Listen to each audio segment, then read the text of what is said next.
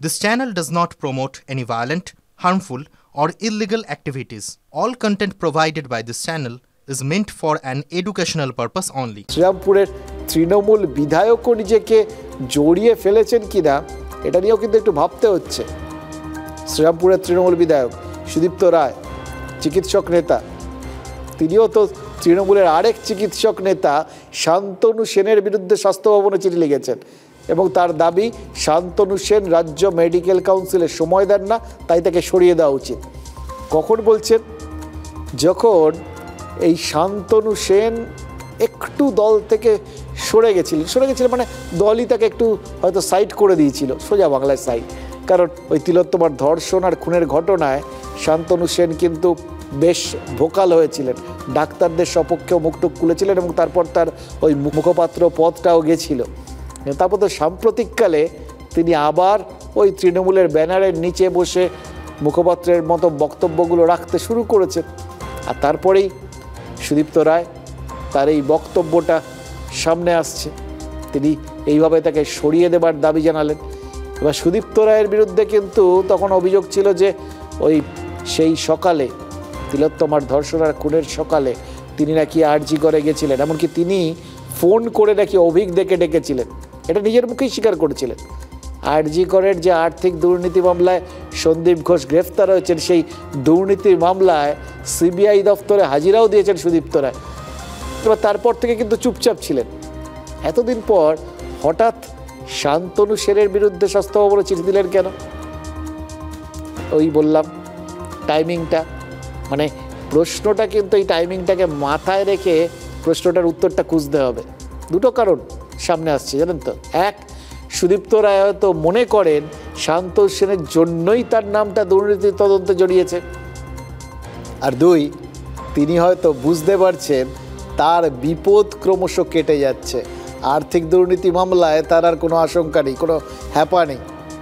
আর অথচ এই তার মধ্যেই শান্তনু সেন আবার খানিকটা হলেও লাইমলাইটে ফিরছেন। ফলে তার মনে হচ্ছে হয় এসপার নয় ওসপার, যা করার এক্ষুনি একদম প্রথম রাতেই করে ফেলা ভালো। দেখুন, সুদীপ্ত রায় যেটাই মনে করুন না কেন, তার এই চিঠি তো তৃণমূলকে অন্তর্তদন্তে বাধ্য করছে, ভাবতে বলছে যে ঠিক কতগুলো গোষ্ঠীতে শাসক দল অ্যাকচুয়ালি এই মুহূর্তে বিভক্ত। অত সরলীকরণ করে ওই শুধু নবীন প্রবীণ বলা যাবে নাকি আরও অনেকগুলো গোষ্ঠী এই মুহূর্তে ওয়ার ফ্রন্টে রয়েছে, সেটাও তো কাল্টিভেট করে দেখা দরকার। এগুলো তো আমি বলছি আবারও তৃণমূলের মুসল পর্ব চলছে এবং এটা আপনি যত যাবেন গ্রামের প্রত্যেকটি এলাকায় দেখবেন তৃণমূলের কোন নেতা কার চাইতে বেশি খবরদারি করতে পারবেন, কার ক্ষমতা বেশি হবে তাই নিয়ে লড়াই চলছে এবং সে লড়াই থামার কোনো উপায় নেই। মানুষের এই যে রাজ্যের সরকারের প্রতি যে তারা বীতশ্রদ্ধ, তৃণমূলের প্রতি বীতশ্রদ্ধ, এই আলোচনার গতিমুখটাকে পরিবর্তন করবার জন্য এক নেতা আরেক নেতার দিকে তারা কামান দাগছে। লক্ষ্য একটাই যে তৃণমূলের প্রতি যে মানুষের ক্ষোভ, সেই ক্ষোভটাকে কিভাবে লঘু করা যায়, আলোচনাকে কিভাবে ডাইভার্ট করা যায়, এই জন্য এগুলো হচ্ছে, এগুলো সমস্ত সাজানো বিষয়। তৃণমূলে সবাই একটা জিনিস বোঝেন, মমতা বন্দ্যোপাধ্যায়ের নেতৃত্বে এই পরিবার, অভিষেক বন্দ্যোপাধ্যায়ের সেনাপতিত্বে এবার হাতের পাঁচটা আঙুল কখনো কোনো কোনো ইস্যুতে একটু এদিক ওদিক হয়, দিনের শেষে সবাই একটা ঐক্যবদ্ধ দল। খোঁচা খাওয়া বাঘ যাই করুক, খোঁচা খাওয়া নেতা তারা কি করে, ওটাও একই রকম, সুযোগ পেলেই পাল্টা খোঁচা দেয়। তৃণমূলের ইগোটাকে মানে বুঝতে পারছেন, এই যে বিভিন্ন বাঘ বিতণ্ডা, তাতে পরিষ্কার বুঝে নিন এই ইগোকে ইগনোর করা যাবে না। দুর্নীতি ইস্যুর কথাই ধরুন, তৃণমূলের অন্দরে বারবার এই ইস্যুতে লড়াই বেঁধেছে। পার্থ চট্টোপাধ্যায়ের কেসটা একটা তার রেফারেন্স হতে পারে। একটা সময় দলের মহাসচিব, ঐতিহাসিক একটা ডেজিগনেশন, আন্তর্জাতিক ডেজিগনেশনও বলতে পারেন, কারণ ওটা রাষ্ট্রপুঞ্জ ছাড়া কোথাও দেখা যেত না। তারপর শিক্ষামন্ত্রী, পরে তিনি শিল্পমন্ত্রীও হয়েছিলেন। একটা সময় দলের হয়ে একমাত্র কথা বলতেন পার্থ চট্টোপাধ্যায়। মুকুল রায় পরবর্তী অধ্যায়ে এই পার্থ চট্টোপাধ্যায় তো দলের মুখ হয়ে উঠেছিলেন। মুখ্যমন্ত্রী প্রকাশ্যে তার পার্থদার প্রতি অগাধ আস্থাও রাখতেন। এটাই অনেকের ইগো হার্ট হয়েছিল হয়তো। কখন বোঝা গেছিল? যখন ওই বান্ধবী অর্পিতার ফ্ল্যাটে টাকার পাহাড় মিলেছিল। আর পার্থ চট্টোপাধ্যায় গ্রেফতার হয়েছিলেন 2022-এর জুলাই, আর আজ 2024-এর নভেম্বর। কম দিন তো নয়, এত দিন ধরে বন্দি প্রাক্তন শিক্ষামন্ত্রী। এবার পার্থ চট্টোপাধ্যায়ের ব্যাট ধরা তো দূরের কথা, সুযোগ পেলে কিন্তু যে যার মতো এতদিন ধরে ঝাল মিটিয়ে নিয়েছেন, তাকে মোটামুটি পাঞ্চিং ব্যাগের মতো ব্যবহার করেছেন, 2-4টা ঘুষি মেরে নিয়ে আর কি, এরকম ব্যাপার। এবার ভাবুন একবার, পার্থ চট্টোপাধ্যায়ের জামিনটা যদি হয়ে যায়, মানে আজকে হয়নি কিন্তু ভবিষ্যতে কোনো দিন হবে না, তেমন গ্যারান্টি তো বিজেপিও দিতে পারছে না। এবার ধরে নিন, মানে ধরে নিতে বলছি জাস্ট, ধরুন পার্থবাবু মুক্ত হলেন, অনুব্রত মণ্ডলের মতোই ফের ক্রিজে ফিরে এলেন। ফেরার পর কত কাজল শেখকে তার জন্য অপেক্ষায় থাকতে দেখবেন, ভাবতে পারছেন? যখন আমাকে এই পার্থ চট্টোপাধ্যায় জেলে আমি বন্দি, অন্যায়ভাবে বন্দি, আর আইলে বিবৃতি মেরেছে, আমার মাথায় গন্ডগোল হয়েছে, আমি পাগল, তখন এসব মানসিক নির্যাতন কোথায় থাকে? এসব নাটক করছে নোটাঙ্কি। সবার মনের মধ্যে একটা চাপ, এই ঘটনা আমরা কেউ এক্সপেক্ট করিনি। সত্যি সত্যি আমাদের পার্থ চ্যাটার্জি আমাদের কলিগ, আমরা লজ্জিত। ওনাকে মোটা বলে জানতাম, কিন্তু ওনার মাথাটা এত মোটা আজকে বুঝতে পারলাম যে পার্থ চট্টোপাধ্যায় তিনি তার মতো একজন ক্রিমিনাল, যে দলের পদ ব্যবহার করে, সরকারি শিক্ষামন্ত্রীর চেয়ার ব্যবহার করে যোগ্য প্রার্থীদের চাকরি বেচে টাকা তুলে বান্ধবীর বাড়িতে রাখেন। সেই চোর পার্থ যদি আমাকে বলে তার শত্রু বা খারাপ, তা আমি তো ন্যায়ের পথে আছি, প্রতিষ্ঠা পেয়ে গেল, এটা তো আমার ক্যারেক্টার সার্টিফিকেট। যে পার্থ চ্যাটার্জিকে আমরা চিনতাম, এই পার্থ চ্যাটার্জির সাথে মিল খুঁজে পাই। মেলাবেন তিনি, মেলাবেন, এটা যেরকম ঠিক তেমন কিছু কিছু ক্ষেত্রে মেলানোটা বড় কঠিন, জানেন তো। অনুব্রত মণ্ডল আর পার্থ চট্টোপাধ্যায়ের মিল নেই, কিন্তু দুজনেই তৃণমূল নেতা, একজন আছেন আর একজন ছিলেন, আবার দুজনেই হেফাজতে গেছিলেন, একজন মুক্ত আর একজন বন্দি। অনুব্রত জেলে যাওয়ার পর বীরের সম্মানে কোনো ছেদ পড়েনি। পার্থ চট্টোপাধ্যায় গ্রেফতারের পরেই কিন্তু তার সমস্ত পদ, সব দায়িত্ব সব ছেটে ফেলেছিল তৃণমূল। কিন্তু পার্থ চট্টোপাধ্যায়ের গ্রেফতারি নিয়ে শাসকের নিজস্ব ন্যারেশনটা, সেটাকে ছেটে ফেলা সম্ভব? এতদিন তৃণমূল কি বলে এসছে? প্রতিহিংসার বশেই নাকি ইডি সিবিআই তাদের নেতা মন্ত্রীদের গ্রেফতার করে। এবার পার্থ চট্টোপাধ্যায় জামিন পেলে দলের কিন্তু শাঁখের করাতের মতো অবস্থা হতে পারে।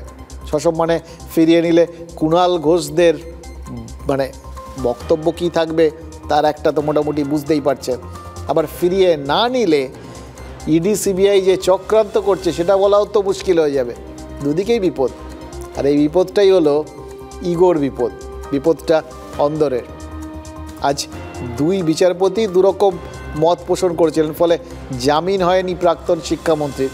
এক বিচারপতি জামিন দেওয়ার পক্ষে ছিলেন, আরেকজন জামিন দিতে চাননি, ফলে একটা ক্ষীণ আশা থাকলেও জামিনটা হয়নি। এবার হাইকোর্টের তৃতীয় বেঞ্চে শুনানি হবে। ওদিকে আজই কিন্তু নিয়োগ দুর্নীতি মামলায় যুব তৃণমূলের প্রাক্তন নেতা কুন্তল ঘোষের জামিন হয়ে গেছে, শর্ত সাপেক্ষ কিন্তু জামিন। একে একে অনেকেই কিন্তু জামিন পেয়ে যাচ্ছে, জানেন তো।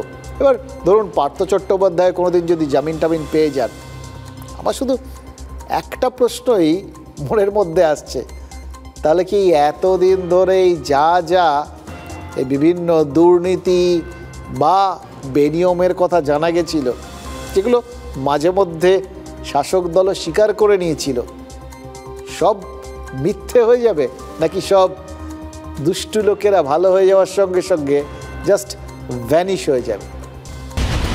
23 জুলাই 2022 প্রাথমিক দুর্নীতি মামলায় ইডির হাতে গ্রেফতার হয়েছিলেন পার্থ চট্টোপাধ্যায়। তারপর একের পর এক মামলায় প্রাক্তন শিক্ষামন্ত্রীকে জড়িয়েছে ইডি সিবিআই। 28 মাস পার, জামিন জোটেনি। বুধবার অনেক আশা করে বসেছিলেন অধুনা প্রেসিডেন্সি জেলের বাসিন্দা, কিন্তু সব আশায় জল। সুপ্রিম কোর্টে ইডি মামলায় জামিনের আবেদনে শুনানি হয়নি। হাইকোর্টে সিবিআই মামলায় পার্থর জামিন নিয়ে ভিন্ন মত দুই বিচারপতির। প্রধান বিচারপতি ঠিক করে দেওয়া অন্য বেঞ্চে যাবে মামলা। বুধবার শুনানি ছিল বিচারপতি অরিজিৎ বন্দ্যোপাধ্যায় ও বিচারপতি অপূর্ব সিনহা রায়ের ডিভিশন বেঞ্চে। পার্থ চট্টোপাধ্যায়, শান্তিপ্রসাদ সিনহা, কল্যাণময় গঙ্গোপাধ্যায়, সুবীরেশ ভট্টাচার্য, অশোক সাহা, কৌশিক ঘোষ, শেখ আলী ইমাম, সুব্রত সামন্ত, চন্দন মণ্ডল। 9 জনেরই জামিনের পক্ষে ছিলেন বিচারপতি বন্দ্যোপাধ্যায়। যদিও পার্থ, শান্তিপ্রসাদ, কল্যাণময়, সুবীরেশ, অশোকের জামিন দিতে চাননি বিচারপতি সিনহা রায়। এরা প্রভাবশালী, তদন্ত প্রভাবিত করতে পারেন, মন্তব্য বিচারপতি সিনহা রায়ের। কৌশিক, আলী ইমাম, সুব্রত ও চন্দন, শুধু এই 4 এজেন্ট জামিন পেয়েছেন। পার্থসহ 5 প্রভাবশালী কেন, তাও বুঝিয়ে দিয়েছেন বিচারপতি সিনহা রায়। সিবিআই অভিযোগ করেছিল এই 5 জনের বিরুদ্ধে ট্রায়াল শুরু করার অনুমতি দেয়নি রাজ্য সরকার। পার্থর ক্ষেত্রে রাজ্যপাল অনুমতি দিলেও শিক্ষাকর্তাদের ক্ষেত্রে সেটুকুও পায়নি কেন্দ্রীয় এজেন্সি। 15 দিনের মধ্যে ট্রায়াল শুরুর অনুমতি দেওয়ার নির্দেশ রাজ্যকে। রাজ্য সরকারের এজেন্সি দিয়ে কেন এই তদন্ত প্রক্রিয়া চালানো যাবে না, তার যুক্তি ছিল যে এরা অত্যন্ত প্রভাবশালী, রাজ্য সরকারের যে ডিসিশনে প্রভাব বিস্তার করে। আজকে সেটা প্রমাণ হয়ে গেল যে সেই প্রভাব তার করে, তার কারণ ট্রায়ালের জন্য যে কনসেন্ট, সে কনসেন্ট দেবে না রাজ্য সরকার। তবে কি অনুমতি না দিয়ে রাজ্য সরকারই বিপদ বাড়ালো পার্থর? সারা দেশ জুড়ে এটা প্রমাণিত সত্য যে সেন্ট্রাল ইনভেস্টিগেটিং এজেন্সিগুলোর কম্পিটেন্স রেট অত্যন্ত পুয়ার। কোনো তদন্তই সম্পূর্ণ হয় না। সেই রবীন্দ্রনাথের নোবেল খোঁজার মতো সমস্ত তদন্তই আদি অনন্তকাল ধরে চলতে থাকে। বিচারপতিরা ভিন্ন মত, জামিন গেরোয় প্যাঁচে পার্থ।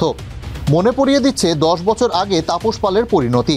তাপসের মামলাতেও ভিন্নমত হয়েছিলেন ডিভিশন বেঞ্চের 2 বিচারপতি। 2014 সালে তৃণমূলের সভায় বিদ্বেষমূলক মন্তব্য করেন কৃষ্ণনগরের তৎকালীন সাংসদ। মামলা হয় হাইকোর্টে।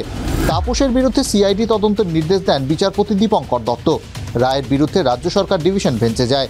ভিন্নমত হন বিচারপতি গিরিশ গুপ্ত ও বিচারপতি তপব্রত চক্রবর্তী। পরে 3য় বেঞ্চে মামলা পাঠান প্রধান বিচারপতি। তাপসের বিরুদ্ধে সিআইডি তদন্তের নির্দেশ বহাল রাখেন বিচারপতি নিশিথা মাত্রে। পার্থ চট্টোপাধ্যায়ের বরাতে কি আছে? 3য় বেঞ্চে কি জামিন হবে? শ্রাবন্তী সাহার রিপোর্ট, TV9 বাংলা।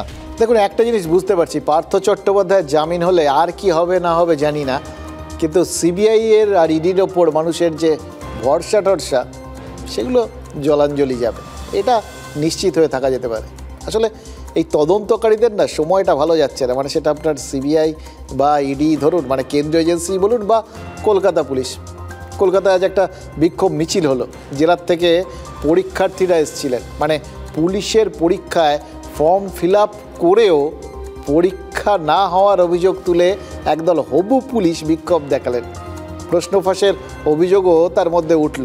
আর সিভিক পুলিশ নিয়েও প্রশ্ন তুললেন ভবিষ্যতের বেশ কিছু পুলিশ। আসলে ভাবুন, পুলিশের ভূমিকায় অস্বচ্ছতার অভিযোগ তুলছিল বিরোধীরা, এবার পুলিশে যোগ দিতে যাওয়ার আগেই প্রার্থীরা পুলিশি নিয়োগে অস্বচ্ছতার অভিযোগ তুলে দিলেন। একটা জিনিস বলুন তো, সবই কি চক্রান্ত আর কুৎসা? যারা ফোর্সে ঢুকতে চান তারাই ফোর্সের বিরুদ্ধে চক্রান্ত করছেন নাকি?